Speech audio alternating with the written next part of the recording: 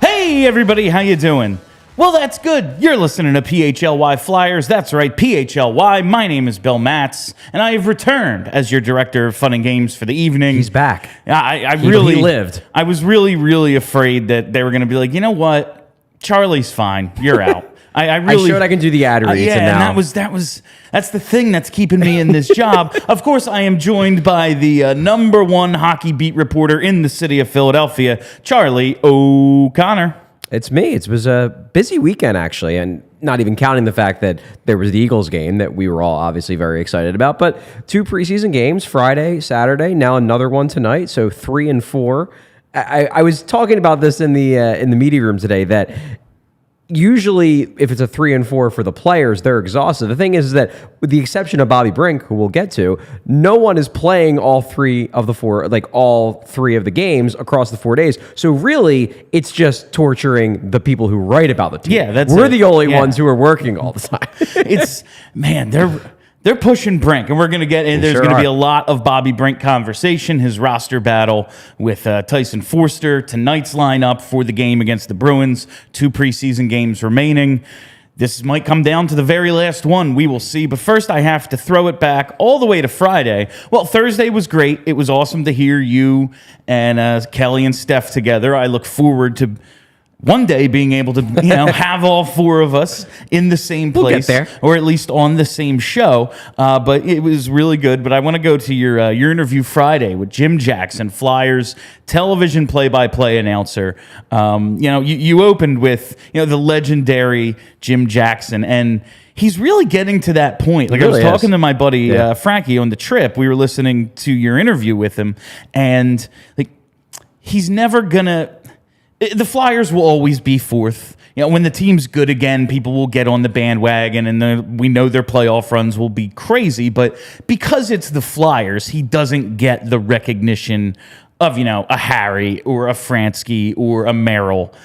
But he's there at this point. He's one of those guys. He's an institution in the Philadelphia broadcasting community, one of our legendary guys. And I don't think he gets that recognition. But I thought that was apt. But I just want to get into a couple of my takeaways from that. You're absolutely right there about JJ. It's funny because obviously the voice of the Flyers is going to always be Gene Hart. It's always going to be Gene Hart. But I'm 34 years old. I've only known Jim Jackson. I've only known Jim Jackson as the play-by-play guy of the Flyers. It's just when I got into the team, Gene was retiring. So I acknowledge that for older fans, it will always be Gene Hart. But for our generation, it's Jim Jackson. That's the only voice we've known. It's the guy we've always known, and he's still doing a great job. It doesn't seem like he's slowing down anytime soon. He's very good. But just a couple of my takeaways. First, him talking about Jonesy and their relationship, and just how people might underestimate him because of the public persona. He's the funny guy. I think that's absolutely true. He's freaking hilarious. He's great. If you know him behind the scenes, he's even funnier. But you also know he's even smarter. Yeah. Than he lets on. I think to be that funny, you have to have a certain level of intelligence. But when you just hear him talk about the game or really anything, you pick up on that. And I think JJ did a good job of putting that he's not just the figurehead. Maybe I've stated that a little too, I don't think he's in a figurehead position. No, he's not. But I do think, being the front-facing guy and not the mean one, Torts, is a big part of his responsibility. But he's got a lot more. He's going to be more involved with hockey ops than I think we've stated, even though I think we understand it. We've focused a lot more on the PR type spot he's in. I think the big thing with that, and because of the way that the role is set up, he is, in a sense, subordinate. And my understanding, based on what I heard about the hiring process, is that there were other people who they interviewed or they approached to see if they would have interest. And some of those people basically said, I'm only going to take this job if, as president of hockey operations, I am basically running the show. And they said, sorry, that's not the way we envision the role. We want it to be complementary to John Tortorella and Danny Briere. So if that's the job you're envisioning, you're probably not a good fit. Whereas Jonesy very much was open to that. But that said, even though Tortorella and Briere probably will have more direct power in the sense that John Tortorella makes the lineups, coaches the team. Danny Briere is ultimately the person making the decisions as to who they should trade, who they should sign, things like that. Like, you don't, and I think actually it was Dan Hilferty who told me this. I'm pretty sure it was on the record, but he basically said that, like, you are, I mean, it's nothing bad, but it's basically what he said was that you don't bring in someone like Heath Jones and then not take his input, not listen to him when he suggests things, because he knows what he's talking about. When we hear, and like JJ is not the first person we've heard this from, but he says, like, when we play Colorado, Joe Sakic looks for him. Yeah. Like, okay, well, he's pretty good. Yeah. Well, one of the best. He's not the GM anymore. Definitely was one of the best but like GMs. He's naming certain executives who, when Jonesy was in town to do the national broadcast, or if they came to Philly and he was on the TV like they would seek him out and just be like, hey, what do you think? Yeah. And if that's ultimately his role, like, just pitch in where you think you can, regardless of what department it is, hockey ops, freaking sales. Yeah. If you got to have a good promotion idea, you let us know. I think it's going to be a lot of that sort of input. And like JJ's not the first person to tell us that other executives seek out Jonesy. If it's just like, hey, what do you think of this guy? We're thinking about trading for him. Like, what do you think that? Yeah. What have you seen? Yeah, what have you heard around the league? He gets to see and gets to talk to everyone in his previous roles. So, and there's value in that, not even talking about his hockey knowledge, which is there, but also when you're friends with everyone around the league, they say things like, oh yeah, that guy, like, yeah, he's talented, but he's a dick, and he talks shit about his teammates behind their back. And then Jonesy can go to Briere and say, we maybe don't want that kind of person in our room, even if the numbers say he's a good player. Those are the things that he might be able to bring, I hope. And a lot of those things are details that we're probably not even going to know. But like, we're not even going to know he did that. But hopefully over time, if that actually has value, we're going to see it in the end result and the end product on the ice. Just a couple more things about the JJ interview. If you haven't listened to it yet, what the hell are you doing? Go back to listen to Friday's show right there on the podcast feed. Very simple to find. Charlie did an excellent job, but just a couple other takeaways I had. And they both have to do with a certain level of optimism he has. Now, listen, he's been with the team a long, long time. He's not going to sit here and be like, oh, they're going to suck. And also, like, he would like people to watch the games. Yeah, like, he'd like to be speaking to someone. Like, he's telling the story of 82 games. He'd like someone to be listening to it. But he's not going to flat out say they're going to suck. But he sees a path to, if not, obviously contention, relevance. And one of the first things he said, like, he offered certain caveats, and it was two that we speak about all the time. Well, if Couturier and Atkinson are healthy and back to the level they were, they're going to be a somewhat better team. With the blue line in the shape it is, I don't know if anything's going to make them better, but more watchable team, because those are two competent NHL players in the lineup every night, and two top six guys, which they had very few of last year. But he also said, if Carter Hart is here the whole year. Now, this could mean a number of things. One, Carter Hart has an injury history. Yeah, he gets banged up sometimes. He gets banged up. He misses time. If he plays the 60 games he could potentially play and is pretty good in them, they're going to have a chance. Trade, suspension are the other two ways to interpret it. How did you interpret it? One thing I could say is that I don't think he's going to come out and say he's getting suspended. Also, I don't believe that he knows. I don't believe that anyone knows. I don't think this is a situation where he has inside information that Carter Hart's going to be suspended in a week and he just can't say it. I just think that he, like all the rest of us, are looking at the situation from the outside and saying, I can't rule out the possibility that at some point during the season, the NHL is going to release this report and Carter Hart might be involved in it. And if he's involved in it, he might get punished. Like, we can't rule out that possibility, but I don't think this is a situation where, like, I don't think anybody knows anything. And I think that is it's hard for, I think, some fans to believe that, like, actually the people in the organization don't know what's going on. Like, I'm sure they have more information than we do. I'm sure they've had conversations with Hart. I'm sure they at least have a better understanding of his potential involvement or what he claims he wasn't involved in, things like that. But I really don't think the Flyers have a clue if and when the NHL is going to release anything. And that's unbelievably frustrating from a fan and coverage perspective, but it's got to be unbelievably frustrating from an organizational perspective too, because we've talked about it. Number one, he's a starting goalie, one of the most important pieces on the team. Number two, he's a guy who could potentially get traded,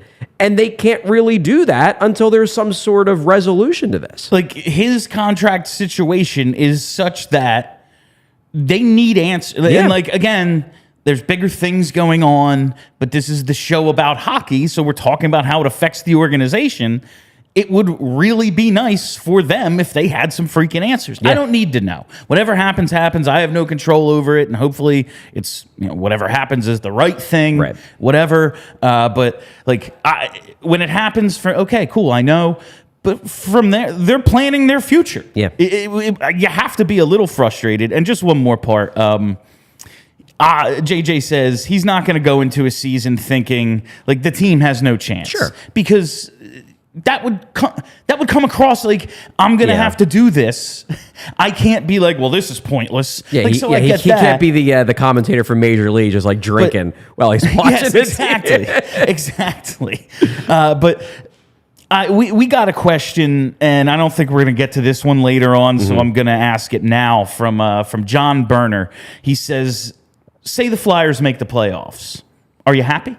It's a really interesting question. It is. Well, because I am very much of the belief, I think they need one more big early draft piece. Like, I think you've got Mitch Koff. You're hoping he's the stud you think he is. Scored another goal today, apparently. It was a really nice one. Saw it on Twitter.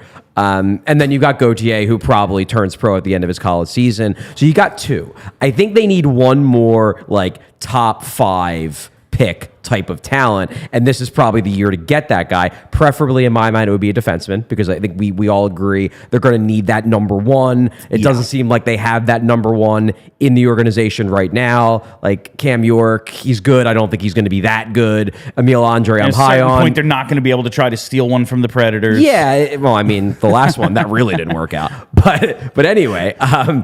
Better Flyers career, Weber or Ellis? Yeah, right. I think... That's a really good question. From Bill and Sewell. Yeah, right. I think in the grand scheme of things, I think it's best for them to be bad for another year and get that one more blue chip prospect. That said, playoff hockey's fun. Playoff hockey's fun. It would be great for us. I mean, when the team's good, more people listen. Yeah. That'd be great. But also, and you mentioned this, I mentioned this with JJ, you mentioned it on our outline, it's just that if they make the playoffs or make a run at the playoffs, because a lot of the like second tier guys, if a couple of those guys take the leap, then is it annoying that they would be drafting 15th rather than 3rd? Yeah, it would be. But they're ahead of schedule, and they're going to be ahead of schedule with plenty of cap space. Exactly. If that's because, as JJ talked about on Friday, that's because Owen Tippett becomes a 40-goal scorer. Yeah. If that's because Noah Cates goes 60 points and looks like a legitimate second-line center. Couturier? Yeah, like then it actually isn't the worst thing, because it just means the timeline can be sped up a little bit, and you still have Mitch Koff and Gauthier coming. But if they're to the other end of that, if Carter Hart just has a .930 save percentage on a team that stinks, but they get the second wild card, because that's what happens sometimes, you get goalied, that's not good for anyone. It's not the only... Playoff experience is big. Yeah, the only potential benefit there could be if Carter Hart goes nuts, then maybe you can trade him for more.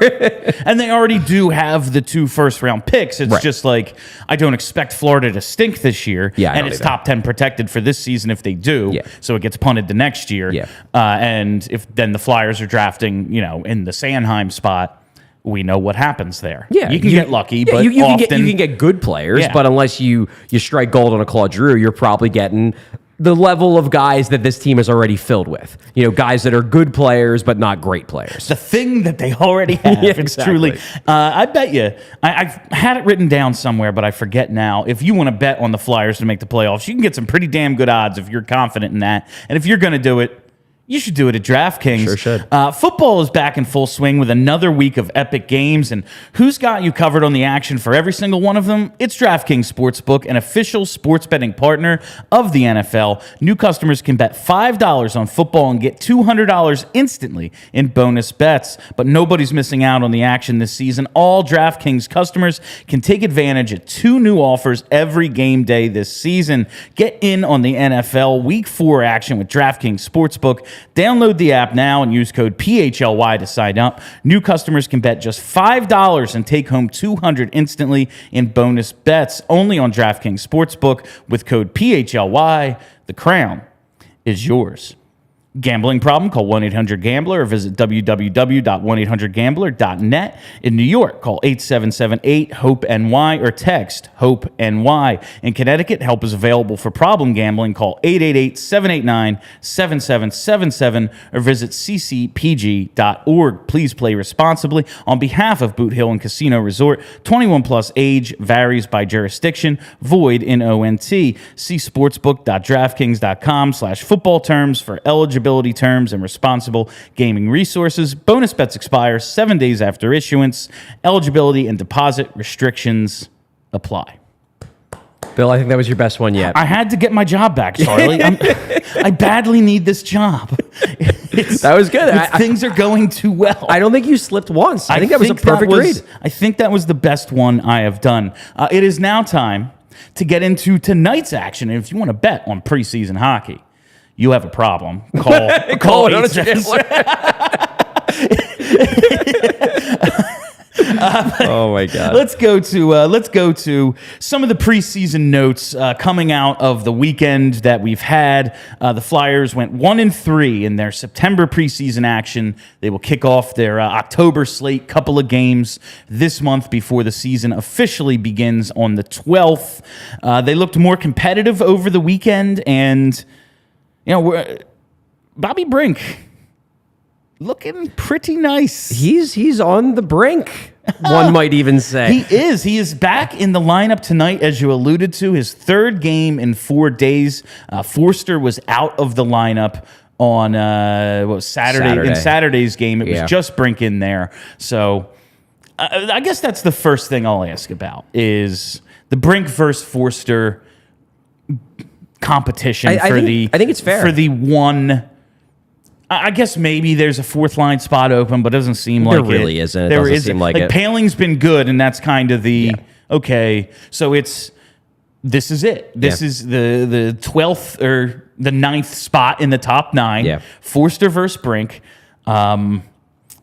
Foerster might just be kind of more a Torts guy, and he really liked what he saw out of him. But the way I'm looking at this right now, I want to know just your impression of my impression.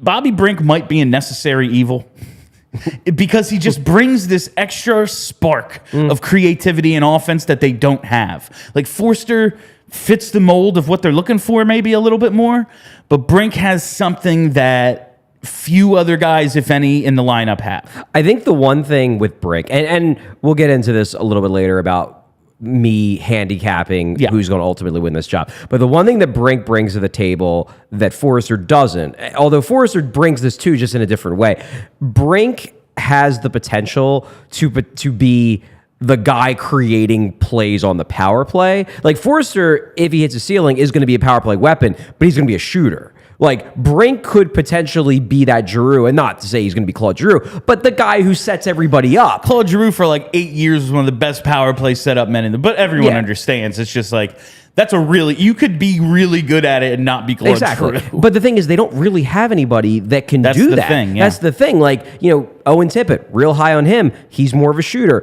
Konechny isn't. It's not that he's not one or the other. Yeah, it's not that he lacks playmaking ability. He's just not that type of guy. And he's so versatile that you can, like, they had him at times last year, like, okay, you're going to create from behind the net, and then you're going to come out and be like one of the net front. Like, he moves around. he's just more versatile. Like, he's not just, I'm going to stand on the half wall and dish awesome passes. He does other things. Yeah, but Brink could potentially be that guy. I think his weaknesses are in large part because he doesn't have the high-end straight line speed, because he's smaller, he can lose battles. Those weaknesses are kind of mitigated a little bit, not even just a little bit, a lot, when you're set up on the half wall on a power play when the other team has one fewer guy out there. And Brink could provide value in that role, which is exciting and does make you think, like, man, do we need to find a spot for this guy? To me, the big reason why he's in the mix, though, is just because he's earned it. You know, I came into this camp thinking that he was a serious long shot, in large part because it was hard for me to imagine that he was going to outplay Tyson Foerster, and that was the only spot that was available to him, was the Foerster spot. Well, so far, I would say that he has outplayed Tyson Foerster. Now, I don't necessarily think that's going to continue, and it is worth noting that while both of those guys did not play all that well in the rookie games, Foerster was decent, just not great. Brink was actively bad. So really with Brink, what we're talking about is the last 4 or 5 days of camp, Brink has come on. Now, that's good, and it turns into an actual competition. Is that ultimately enough to get him the job? I'm skeptical. How much of a lead, like, does he have to erase? Exactly. You know, like, this thing isn't even. Yeah. Like, Foerster's ahead, and it's, okay, we're going to have to go by, like, you know, some variation of, like, goal differential, but just perception of them. Like, how much of a lead does he actually need to overcome with Foerster? Because to this point, he has outplayed him, but is that part even going to matter? And, like, we have tonight's lineup, we have a graphic for tonight's lineup, and I think tonight's lineup is telling. It's you telling look at because it shows you, number one, Brink is in the mix. He's getting his third game of 4 nights. They want to see him. They want to see if he can keep making his case. But despite the fact that he had both those games, despite the fact that he had a really good game on Friday, he had a good game on Saturday, he's still on the fourth line. Foerster is in the spot where you look at it and you say that's going to be his spot if he makes the team. You would think if Brink was legitimately ahead of Foerster that they would have flipped the two. That Foerster would be with Poehling and Allison, Brink would be with Cates and Lawton. The fact that Foerster is in that top 9 spot that he's aiming for tells me that he's still ahead. Doesn't mean that Brink can't pass him, but despite the fact that Brink has had these strong last 4 or 5 days, Foerster is still in the driver's seat. It's just that now he's got someone, banging on his bumper a little bit. Just a couple other, when you look at the top 9 especially here, and Atkinson had some time with Couturier and Konechny over the weekend, right. So maybe he's on that line and Farabee's down or whatever. But when you look at the top 9, is that what we're expecting? Yeah, I think, the actual mix we'll see. Yeah. But, in terms of what the actual lines are going to be. But yeah, I would say that's your chalk look. You've got everybody where they should be in terms of position. They've said that they want to have Owen Tippett at least start the season out on left wing, playing his offside, so he's there. One thing I do think was it was just reassuring coming out of Saturday's game. Number one, Sean Couturier looked a lot more like Sean Couturier. And number two, Cam Atkinson looked pretty good. Like, he was mostly invisible in the first period, and he more or less told us after the game that, the first period was a little dicey for me. But second and third period, he looked pretty much like the old Cam Atkinson. Like, that trio, the Konechny, Couturier, Atkinson trio, which they pretty much exclusively roll with in the third period, but they were already doing it a bit in the second because, shocker, the Brendan Ferry experiment did not hold. But that line looked really good. And it makes you feel better, not saying straight up that they're going to be the same guys they were pre-injury, but it gave me more confidence that they could be. When you now see, because in the article you wrote about it, you were critical of the decision not to play Foerster and to go with a couple of invites instead of him. Now when we see, all right, and Foerster's on the third line and Brink is on the fourth, do you think that decision was more... It was more about, let's just get these guys a game before we send them home, send them to Lehigh, whatever, than it was about, like, Foerster? Like, do you think Foerster's so far ahead, they're like, it's fine, we don't even need to play him? No, I don't think he's that far ahead. I do think he's ahead. I don't think that this Brink surge has changed that. I just think that Brink is now in the mix, whereas before, I don't think he really was, especially given... Because, like, we talked to... And maybe in the mix for a first call-up. Yeah, like, we thought maybe that guy would be Desnoyers. Yeah, well, we talked to Rocky Thompson on Friday. This was before they went up to Boston. And, like, Rocky Thompson, great interview, number one. But number two, he was very blunt. And this is something that I noticed during the rookie games, but like you don't expect a coach to straight up call a guy out in the media for it. Like Brink spent most of those rookie games, particularly the second rookie game, spent most of those rookie games cherry picking. He was hanging out at the opposing blue line, just waiting for someone to send him a home run pass. And Thompson basically said, like, we had to talk to him about reloading and about back checking, and that, look, we know you think you're going to make this team by scoring goals, but you're also not going to make this team if you're playing zero defense at all. And I think for whatever reason, Brink to start camp thought it was going to be all about, like, let me score these goals by cherry picking and being Alex Ovechkin. And it was kind of the moment when he realized, oh no, I have to actually play some defense, that his camp sort of turned around. That honestly really worries me. Not like, listen, I think you can survive a player like that. I don't have a problem with it if you have, 11 responsible forwards and one dude who's like, I'm going to try to cheat for a little bit of offense. I'm fine with that. What concerns me is he's heard of John Tortorella before, right? Yeah. Like you know who this dude is? You think you're going to get ahead by choosing that sort of a tactic to try to create some offense? I don't think he's interested in a guy like that. But if they just had to be like, listen, man, you have to just back up a little bit. Yeah.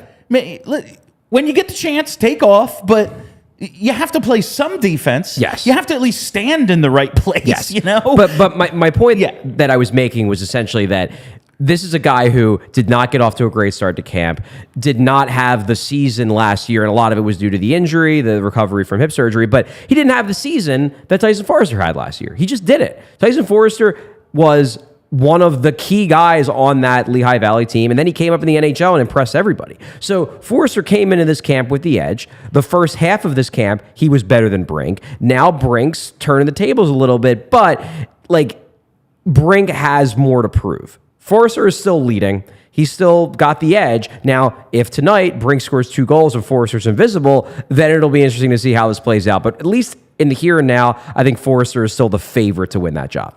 And we're going to see a lot more of that competition tonight, and certainly tomorrow's show, which we are at 2:30, I believe. I think it's a 2:30 show. So we'll be talking about it more tomorrow's show, but just a little bit more on tonight's lineup against Boston. It's a home game, and we're like I said, we're seeing a lot of the dudes we presume are going to be in the NHL. Someone who did impress over the weekend after maybe not looking.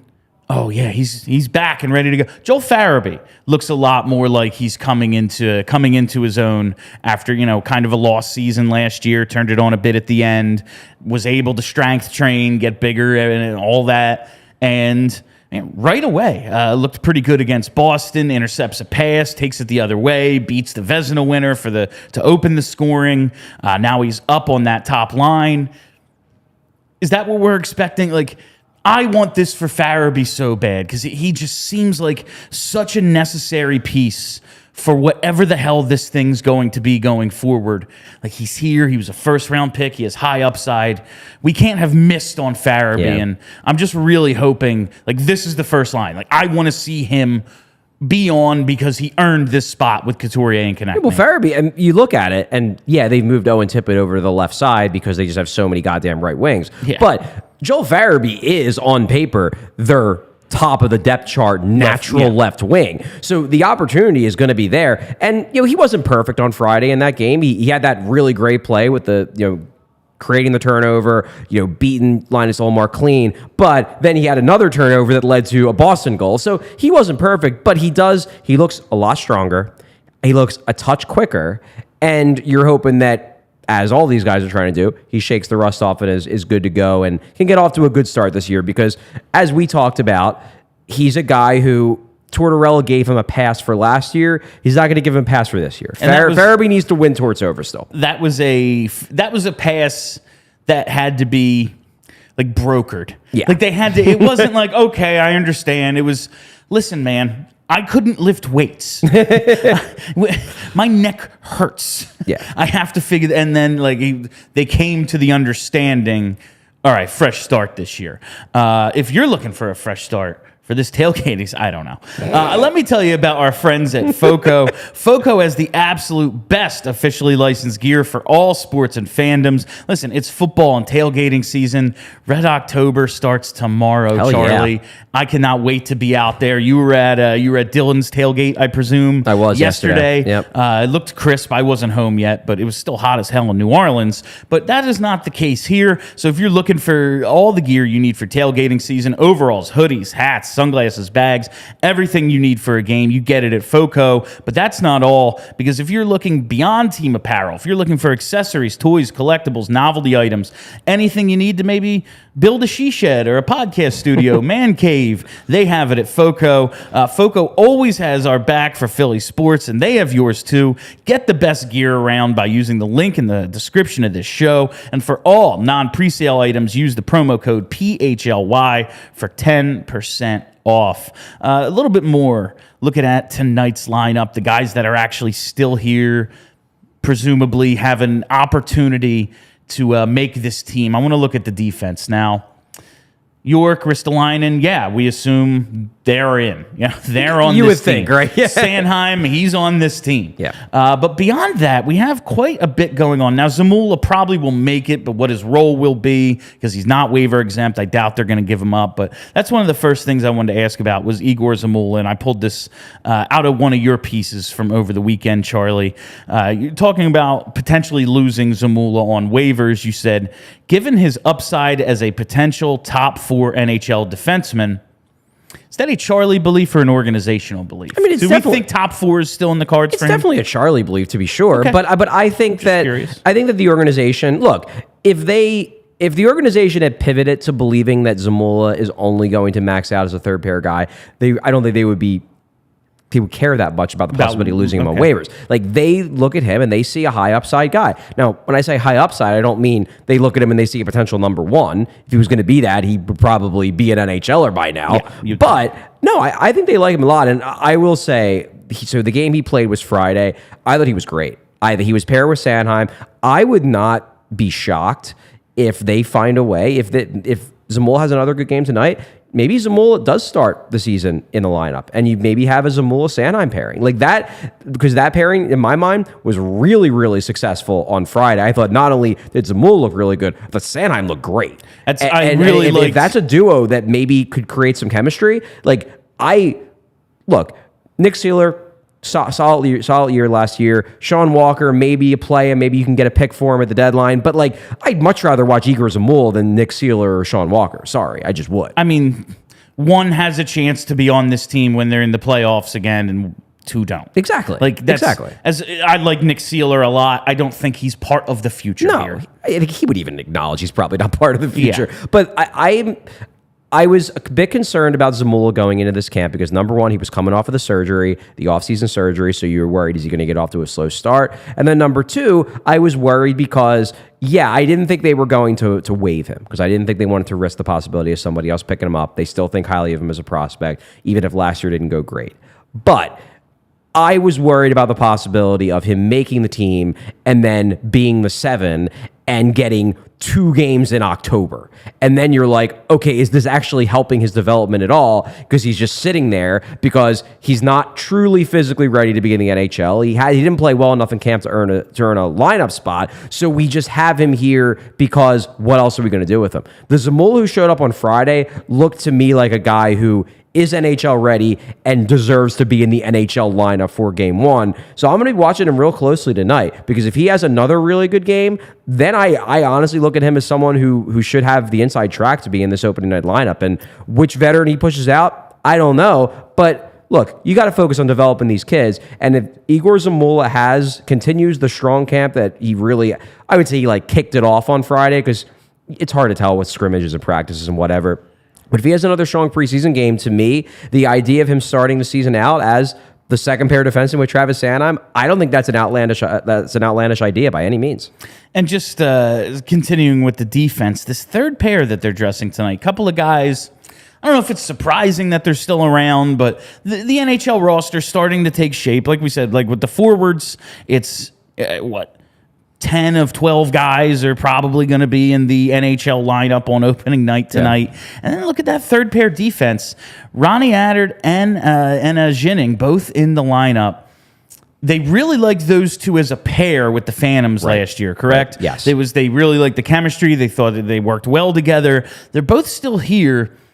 Is there an outside chance we have, like, is there a chance this is the defense? That would be wild. Like, that would be crazy. And Mark Stahl probably going to factor in, yeah, but you maybe think not. Stahl's They've starting. already told us it could be not every night, which he's also kind of here as a mentor and a player coach and help be the bridge to Tortorella. So he's not just here because, we need to give him top 4 minutes because that's what we have to do. We have to have a vet like in that role. Is it possible like 40, 50 times this year this is the defense? Could be. They could find ways to mix and match.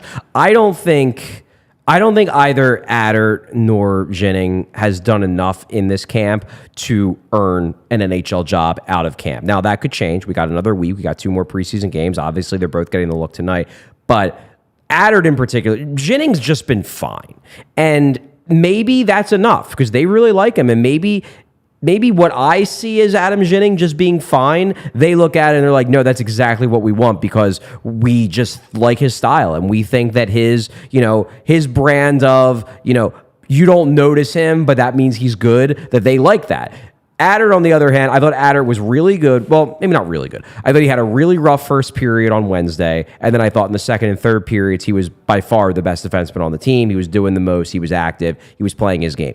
I thought he had a rough game on Saturday. I thought positionally, there were too many times I saw him either get pulled too far over to one side in coverage, or, and this happened on a couple occasions, he would get pulled too far up in the neutral zone, and then he would get beat for a stretch pass behind him or a flip pass or something because he just wasn't in the right spot. Like, we talked to John Tortorella today after, it was actually during practice, but Tortorella was talking about the defense, and I say what you will about Torts. I love the fact that he just doesn't lie. Like, he just tells you exactly what he thinks about a player. And I almost laughed at this one because he's talking about the defensive players that are in the mix. And he says, Victor Mete's had a good camp. Ronnie will play again tonight. It's just like, this guy's been good. This guy's been good. This guy's here. Like, he's there. He's a body. And Torts then later elaborated and said, I thought he struggled a bit on Saturday, but we want to give him another shot. So, to me, I think both those guys are going to get NHL games this year. To me, I don't think either, at least so far, has done enough to bang the door down, especially when you're looking at somebody like Zamula, who I think on Friday had the kind of game where you're like, yeah, that's what I want to see the defensive prospects do to earn a spot. Andre is the other one who's intriguing. He didn't play, or he's not going to play in tonight's game. I thought Saturday night's game was the closest we've seen to the Andre that was promised. I don't think he was perfect, but I think he was, generally speaking, the guy who I saw at development camp and during rookie camp. Best outlet passer on the ice for the Flyers, at least. I don't think he's better than Dougie Hamilton, but best outlet pass on the ice for the Flyers, without a doubt. And he just did things. No, like the fifth favorite for Doris. Yeah, you don't right? think maybe he's... Yeah, he might be a little bit better. But I was very, very happy to see Andre look more like the guy I believe him to be. I think it might be too late because he didn't have the greatest start to camp. He struggled in a lot of his early preseason games. But it reminded me that, like, there's still a real good prospect here, and it's not like it's just not going to translate. I want to keep... before the next break, I want to keep going with tonight's skaters, at least that lineup, because, man, I look at this fourth line. We already talked about Bobby Brink, but he with Paling and Allison, it's not good. Do you think they would ever have the stomach for such a fourth line? No. Like, do you think that would not ever, with the guys they have? Like, there's not while they have Garnett Hathaway here and Delorier. Yeah. Like, they're not going to bench both those guys. Okay. Especially because Brink is not a traditional fourth line. No, he's just not. And that's really, like, Allison kind of fits the mold. Yeah. But I just look at those two and I see them together, and, like, yes, it's the quote unquote fourth line, but man, they looked like they had some chemistry. They looked like they had some chemistry on that goal. I mean, Andre with the outlet pass to get it going, but then the give and go play between the two down low. So funny story about that give and go. So was it a mistake? Well. So this was the thing. It looked really cool in real time. I slowed down the tape, and it's like, I don't know if Allison actually meant to do that because it Do you looks think he like lost it and looked like reached for it? it looked like he whiffed, and then we asked Allison after the game, and he basically just like gave a little smirk, and he's like, "Oh no, I planned it." Like, no, it was totally a mistake. Like, Listen, sometimes the happy accidents end up right, and I just want to see a little bit more of those two together. And I think honestly that might have been their thought. Is that hey, they showed some chemistry. We just want to see Brink in another game. Yeah. He's not going to be on the fourth line in game one if he makes this team. He's not going to be on the fourth line probably, period, if he's on the NHL team. But we like the chemistry with him and Allison. And Paling's had a strong camp. Yeah, Paling. It looks like Paling. We talked about that early in camp. Maybe that's a spot that could be vulnerable, like that 4C, one of the bottom three guys. Like maybe the Paling spot. It seems as if he's kind of cemented his place there. He can skate. Yeah. He's got a little offensive upside. I like what I've seen out of Paling thus far. You know, I was right all along about him, quite honestly. Should have won that Calder. Should have won that Calder with 6 goals or whatever he had that season. Oh my God. He might have only had 1 that year and then like got demoted right away. I can't remember what it was. But anyway, Allison is still here. Lazinski's still here, not playing tonight. I would assume Allison tonight, maybe Lazinski in the final game, something like that happens. If Lazinski's still here, because if they decide they're demoting Lazinski, they're going to have to have him. They're going to have to put him through waivers first. Okay. So I don't know if he's going to be still around by Thursday. He might be. And look, I like Tanner Lazinski. I've long been Allison's better. I've long been a fan of him as a prospect. But yeah, I mean, Allison, you would think has the leg up in terms of sticking on this roster more so than Lazinski. But is it surprising that both are still here and Desnoyers isn't? I would say so. I don't think I agree with that dichotomy because I think that Allison and Lazinski were always still going to be here through most of camp, if not all of camp. I am a little surprised, though, that Desnoyers is gone this early. And that's not to say I don't think it's warranted. I'm just surprised because I thought he was going to show more at this camp. I know he had Joel Farabee as his line mate on, I believe, Friday. I think it was Farabee and Foerster. So he had good line mates on Friday. They gave him that one last chance. Like, okay, we're going to put you in position. Show us something. He didn't show anything. And he was one of the guys, he was one of the reasons we thought that Paling spot might be a little vulnerable because we keep hearing about how he does all the little things right and maybe he doesn't have the top 6 upside, but he can play in your bottom 6, no problem, and he plays center and wing. He's versatile. Didn't show it. He's gone. Wade and Allison. Allison and Lazinski still here, but you don't think maybe it was a competition? Like, there's a little bit different. They're in different spots in their developmental stages. And I also just think it just comes down to how you did in camp. Like, He just wasn't good enough. Yeah, like I don't think Samu Tuamal is making this team, but he's had a good camp, so he's still here. Okay. Like they're not at a point yet where they have to be cutting people. If you've played well and you deserve to still be here, you're still here. L.A. Desnoyers, and I still think very highly of him as a prospect. I think he's going to ultimately be an effective NHL bottom sixer. He just didn't have a good camp. He just didn't stand out. He didn't do the things that make him an effective player. He didn't show them enough. And it's kind of like, sorry, go down to the AHL and work your way back up, kid. Like John Tortorella said, this is like the second or third time in camp where he said, I'm not going to name the name. I'm not going to tell you who the player is, and then he gives us an anecdote, and it's so glaringly obvious who the anecdote is about. Like, there was one on the first day of camp where he basically said, I'm not going to tell you the name. So I say, hey, Elliot. Yeah, but seriously, like, he has this comment on the first day of camp where he says, there's a guy, I'm not going to tell you his name, but he didn't have a great year last year. We didn't really click personality-wise, and I called him, we had a good conversation, and that player told me that I feel like I know how to interact with you better. And I'm just like, you could have just said it was Travis Sanheim. We all know it was Travis Sanheim. Like, you didn't say his name, but like, come on, the context clues. And today he did another one of those things where he basically said, we cut a guy. I'm not going to tell you who it was, but it was a guy who really was impressive last year. And I made a point to give him a phone call yesterday to kind of tell him why he didn't make it and what he needs to do to get back up here. And that it's not that we don't like you as a player. It's just that you didn't have a good camp. And it was so glaringly obvious that it was Elliot Desnoyers. But both of those anecdotes, I think, demonstrate something that's very important. Last year, there seemed to be a little bit of a communication issue. With And it certain was players, to be with sure. certain guys. Yeah. And it was like, all right, the guys who get along with him get it, and it's fine. And the ones who don't, it might be a little shitty. And like Sanheim was one of those guys, and they had the conversation. Yeah. And Desnoyers, it's like, you didn't make the team, but I'm going to have the conversation and tell you what's expected, and now this is how you can get back here. That's very encouraging.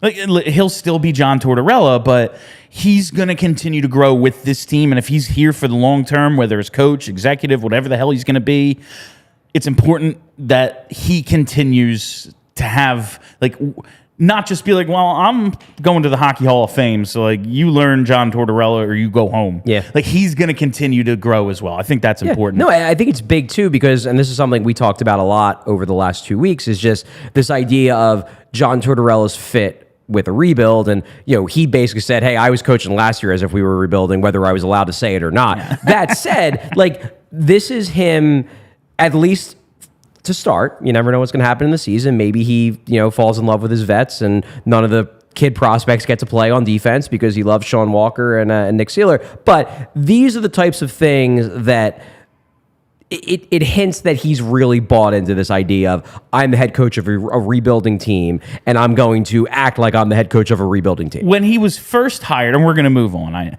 but when he was first hired, he spoke so much about how it was important to him. Like, he didn't just take this job because it was a job. Yeah. He took it because restoring the Flyers was something he felt strongly about. And we talked about, like, that legacy. Like, yes, he won a cup in Tampa, and he's got a ton of wins, but he's not, like, tied to any one place specifically. Yeah. He's been around several organizations. He's been around the block.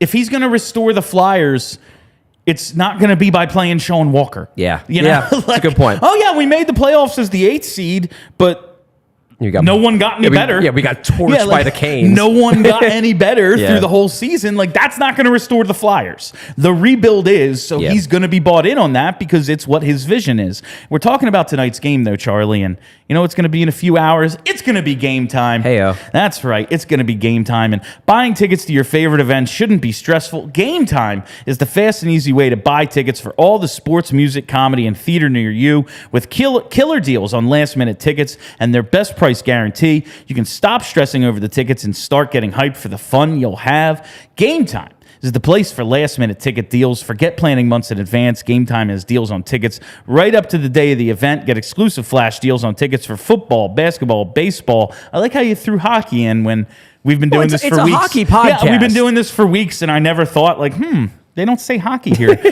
Get exclusive flash deals on tickets for football, basketball, baseball, concerts, comedy, theater, and more. The Game Time guarantee means you'll always get the best price. If you find tickets in the same section and row for less, Game Time will credit you 110% of the difference. Snag the tickets without the stress with Game Time. Download the Game Time app, create an account, and use code PHLY for $20 off your first purchase. Terms apply. Again, create an account and redeem code PHLY for $20 off. Download Game Time today. Last minute tickets, lowest price guaranteed. Before we move on to the mailbag, which we will do for 5 minutes and probably spend more time on tomorrow than on actual Mailbag Monday, we have to talk about the goalie situation. Right. We were extremely critical, and as was anyone with eyes, of Cal Peterson's first action of the preseason. Bounced back huge on Friday with his game, was not nearly as confused looking in the net, and now he's going to back up Ursan tonight. Looks like Ursan's going to get the full game. Has he played himself back into an actual competition? Yeah, I think he's back in the competition. I still think he's probably behind Ursan, who is getting this full game. Like, Peterson's going to be dressing, but assuming that all goes well and Ursan doesn't get injured, he's not going to see the ice. He's just there for insurance. But Peterson, to his credit, on Friday, he comes in midway through the game. First goal he gives up, not the best. It kind of was another one of those leaky ones where on Monday he kind of got bailed out when a few pucks slipped through him, and then his teammates were able to kind of protect him, keep him from going in. This one slipped through, and you're like, more Cal Peterson. By the end of that game, Cal Peterson was on. I mean, he made a couple absolutely monster saves at the end of regulation to take that game to overtime. They obviously ultimately win in the shootout. He looked good, and none of this is bad. Like, I ultimately don't think Cal Peterson gets the backup job, but it's a good thing for the Flyers if this guy isn't total garbage, because number one, they might have to use him at some point in the year. Number two, even if he ultimately spends the whole year in the AHL, they'd like for that AHL team to be good. Number three, hey, Tampa. Hey, yeah, you need a $5 million cap hit goalie. I don't think they can fit that. It'll be $2.5 million. $2.5 million. Yeah, but they're going to want a good AHL team. They're going to have a lot of prospects cooking down there, and they'd rather have a goalie who isn't sub 900 down there. Yeah. So good to see that he bounced back. It wasn't like Monday was all his fault. Yes, he looked bad. But everybody looked bad in front of him. He did not look good. Period. Yeah. The team sucked, period. Yes. Both are true. Yes. And we're going to kick off just another Mailbag Monday, talking about the goaltending. Kick things off with a question from our old friend Jay at Jay Hockey Fan, a longtime post-game listener. He's one of my all-time favorite fans of ours. Cool. He asks, will the organization's goaltender depth allow them to make a trade to address other current and or future needs, or does this all depend on what happens with the Hockey Canada investigation? Obviously, the Hockey Canada, whatever happens with Carter Hart, whether he wants to sign a long-term deal after that. Like, the whole Carter Hart situation is always looming. But I'm going to move to the organizational depth part of this question. I feel like goalie prospects never get traded. It's kind of rare. I mean, it does happen, but it doesn't happen that often. And plus, you look at it, like, who would they trade? You want to see them play in the NHL Who would first. they trade? So Hart, obviously, he might get moved, especially if it turns out that he wasn't involved with this Hockey Canada situation. He could get traded, or they could re-sign him and he could be part of this for the future. Sam Ersson, from my understanding, is a guy where I have always gotten the sense, and this could flip if he establishes himself as an NHL starter, I've always gotten the sense the Flyers have long been higher on Ersson than the hockey world at large is on Ersson. This is an internal thing. Yeah, that the Flyers think that the rest of the hockey world is sleeping on him. And I think that's still the case, even though now there are probably more people in the league that think, yeah, that Ersson guy might actually be something. I still think the Flyers are higher on him than industry consensus. Felix Sandstrom, I don't think, has any trade value at all. No. I don't even think he's getting claimed if and when they waive him at the end of camp. Cal Peterson has negative trade value. We just saw that. LA had to pay the Flyers to take that deal on, essentially. And then you have a bunch of prospects. Like, guys like, Kolosov, he's interesting. I don't think they're going to... The thing with prospects is that, especially if, the Flyers aren't buyers right now, okay? So it's not like they are trading prospects to get a win-now player. And if you do a prospect for prospect trade, that tells you that the organization doesn't think the prospect is that good.